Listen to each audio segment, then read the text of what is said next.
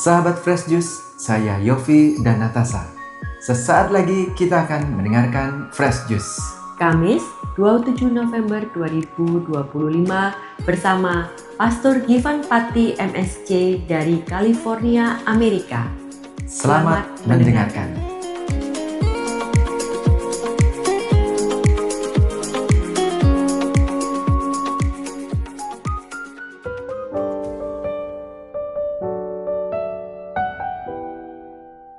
Halo sahabat semuanya, salam Fresh Juice. Saya mengundang kita semua untuk larut dalam pembacaan kitab suci dan permenungannya. Tuhan bersamamu. Inilah Injil suci Yesus Kristus menurut Lukas. Apabila kamu melihat Yerusalem dikepung oleh tentara-tentara, ketahuilah bahwa keruntuhannya sudah dekat.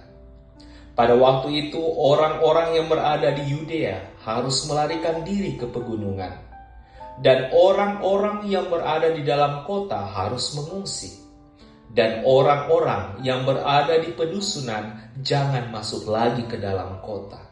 Sebab itulah masa pembalasan di mana akan genap semua yang ada tertulis. Celakalah ibu-ibu yang sedang hamil atau yang menyusukan bayi pada masa itu. Sebab akan datang kesesakan yang dahsyat atas seluruh negeri dan murka atas bangsa ini. Dan mereka akan tewas oleh mata pedang dan dibawa sebagai tawanan ke segala bangsa. Dan Yerusalem akan diinjak-injak oleh bangsa-bangsa yang tidak mengenal Allah, sampai genaplah zaman bangsa-bangsa itu. Dan akan ada tanda-tanda pada matahari dan bulan dan bintang-bintang. Dan di bumi bangsa-bangsa akan takut dan bingung menghadapi deru dan gelora laut. Orang akan mati ketakutan karena kecemasan berhubung dengan segala apa yang menimpa bumi ini. Sebab kuasa-kuasa langit akan goncang. Pada waktu itu, orang akan melihat Anak Manusia datang dalam awan dengan segala kekuasaan dan kemuliaannya. Apabila semuanya itu mulai terjadi, bangkitlah dan angkatlah mukamu, sebab penyelamatanmu sudah dekat. Demikianlah sabda Tuhan.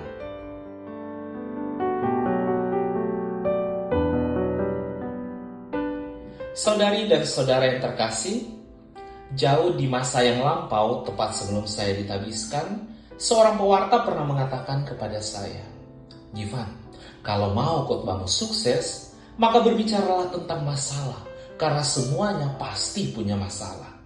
Dan yang kedua, jangan lupa menyentil soal akhir zaman, karena pasti akan mengundang rasa penasaran yang kuat." Tetapi saat itu saya langsung menyambungnya dengan nada semi-judes. Kalau itu yang terjadi, maka kita sedang memperkosa kitab suci. Karena kita memaksa sabda Tuhan untuk mengalir sesuai dengan apa yang telah kita pikirkan sebelumnya. Dan tidak membuka hati kita untuk membiarkan sabda Tuhan masuk, menjiwai dan menguasai kita. Sehingga ujung-ujungnya sabda itulah yang menuntun kita. Dalam Injil hari ini, Yesus menyampaikan sebuah pengajaran sekaligus nubuatan mengenai masa-masa sulit yang akan dialami bangsa Israel.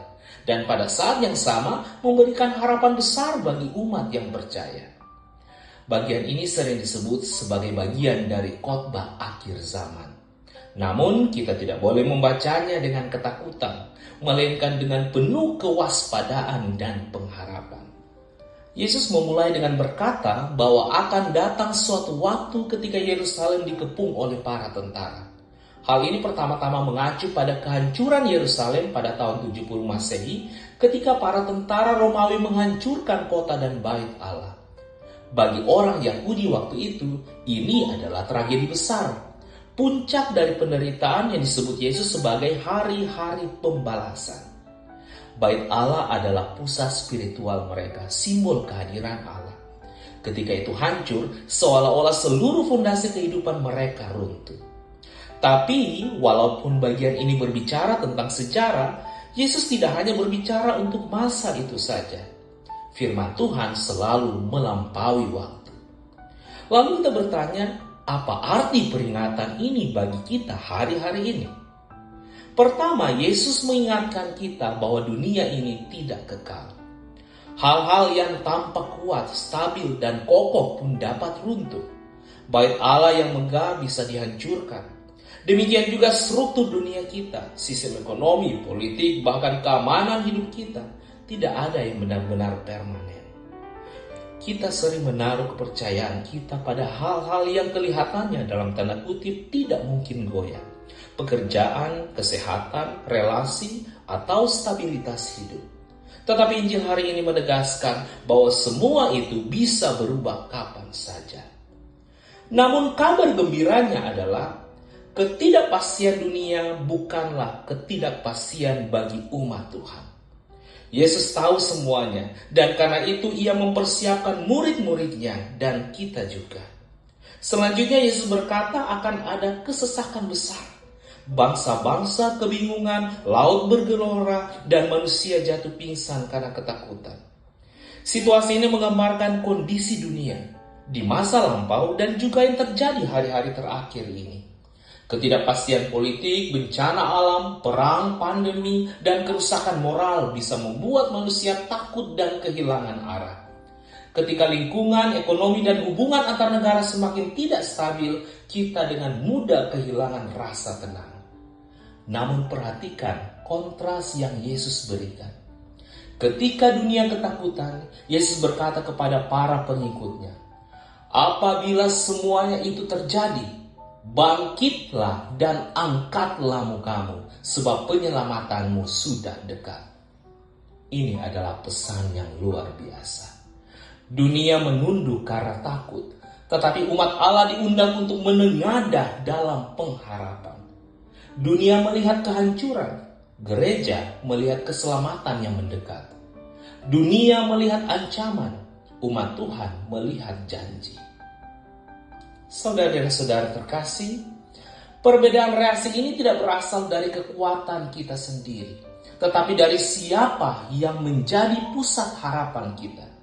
Yesus berkata pada masa-masa itu, Anak Manusia datang dalam awan dengan segala kuasa dan kemuliaannya.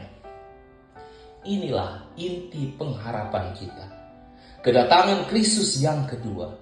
Ia tidak hanya datang sebagai bayi di palungan, tetapi akan datang sebagai Raja mulia yang menegakkan keadilan dan membawa pemulihan yang sempurna. Ketika kita membaca Lukas pasal 21 ini, kita tidak diundang untuk menghitung-hitung tanggal kedatangannya atau menafsirkan setiap peristiwa dunia sebagai tanda tertentu. Sebaliknya, Yesus ingin kita hidup berjaga-jaga. Waspada bukan berarti paranoid, tetapi berarti hidup dengan sadar bahwa dunia ini sementara dan hidup kita mengalir menuju penggenapan rencana Allah. Kita diundang untuk menata hati kita. Jangan biarkan ketakutan dunia menguasai kita. Banyak orang hidup dalam kecemasan ekstrim karena terus-menerus terpapar berita yang menakutkan. Namun orang percaya dipanggil untuk menata hati di hadapan Tuhan, memegang janjinya, dan hidup dalam damai karena percaya akan kuasa Tuhan yang melampaui segalanya. Kita juga dipanggil untuk menata hidup dalam kekudusan. Jika kita benar-benar percaya Kristus akan datang kembali, hidup kita harus mencerminkan hal itu. Kita mau hidup benar, jujur, mengasihi, mengampuni, dan menjadi terang di tengah dunia yang semakin gelap. Akhirnya kita diundang untuk menjadi saksi di tengah krisis dunia. Dunia butuh pengharapan, dan kita memiliki kabar gembira itu. Di tengah kekacauan, gereja Tuhan harus menjadi tempat perlindungan, bukan sumber ketakutan. Menjadi pembawa damai, bukan penyebar kecemasan. Menjadi terang yang menunjukkan arah kepada Kristus, bukan membawa orang semakin menjauh darinya. Kalau itu yang terjadi, maka kita adalah pribadi-pribadi yang menjadikan masa hidup ini sebagai masa persiapan. Sehingga bila tiba saatnya, kita didapatinya setia melakukan apa yang dikehendaki Tuhan untuk kita lakukan. Pulau Irian Burung Merpati, semoga demikian Tuhan memberkati. Sahabat Fresh Juice, kita baru saja mendengarkan Fresh Juice. Kamis 27 November 2025. Terima kasih kepada Pastor Givan untuk renungannya hari ini. Sampai berjumpa kembali dalam Fresh Juice edisi selanjutnya. Salam Fresh Juice.